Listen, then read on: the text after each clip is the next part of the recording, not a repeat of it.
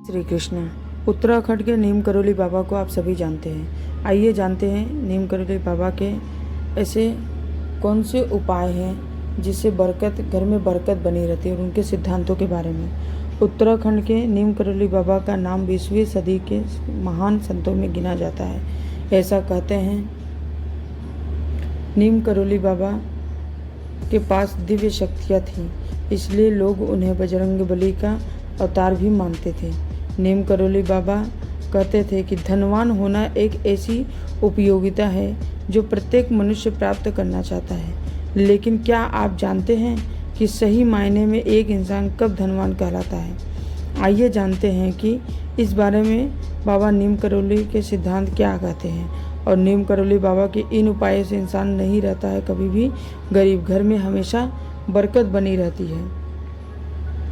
नीम करोली बाबा के पहला उपाय, धन की उपयोगिता। नीम करोली बाबा के अनुसार यदि किसी इंसान के पास धन की प्रचुरता है तो उसे धनवान मान लेना सही नहीं है।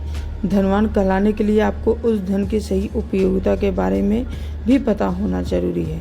ऐसे धन और धनवान का कोई लाभ नहीं जो किसी ज़रूरतमंद के काम न आ सके। धन का सही उपयोग करने वाले ही असल में धनवान होते हैं। हर इंसान का यह कर्तव्य बनता है कि वे अपने धन का इस्तेमाल पहले ज़रूरतमंदों के लिए करें। दूसरा सिद्धांत, धन का विवरण। महाराज जी कहते हैं कि अगर आप धन का विवरण नहीं करेंगे तो धन के कोष को खाली नहीं करेंगे तो आप उसे भरेंगे कैसे?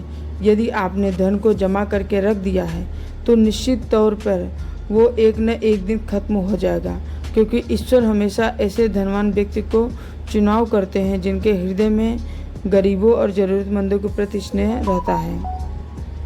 यदि आपके मन में सहायता या भाव नहीं है, जीवन में केवल धन का संचरण करते जा रहे हैं, तो समझ लीजिए आप बहुत समय तक धनवान नहीं रहेंगे।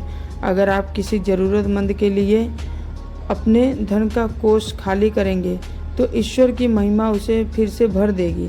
धन के जिस कोष को आप खाली करना नहीं जानते हैं उसे भरना लगभग असंभव है।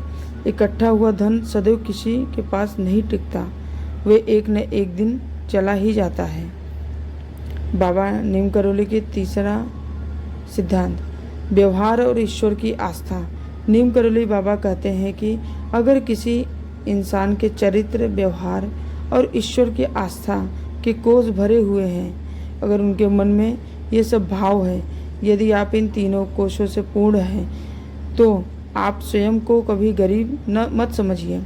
जो धन की पूंजी आपके पास है, सही मायने में वही रत्न है।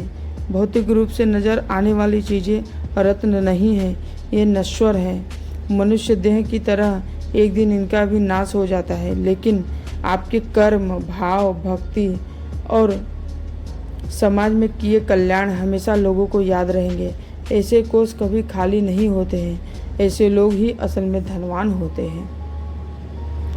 बाबा नीम करोली के चौथा सिद्धांत, स्वयं को गरीब न समझे। बाबा बोलते हैं कभी भी अपने आप को गरीब न समझे। नीम करोली बाबा कहते हैं कि धनवान वही है जो खुद को कभी गरीब नहीं समझता है। असली धनवान वही है जो चरित्र, व्यवहार और भगवान के आस्था कोष से भरा हुआ है। ये तीनों कोष ही सही मायने में आपकी जमा पूंजी है। ये ऐसा कीमती रत्न है जो नज़र तो नहीं आता है लेकिन हमेशा भरा रहता है। कागज़ की गड्डियों और धातु के आभूषणों का भी एक न एक दिन मनुष्य देह की तरह नाश हो जाता है। इसलिए असली धनवान वही है जो अच्छे कर्म करते हैं, भाव, कल्याण और भक्ति से भरा हुआ है।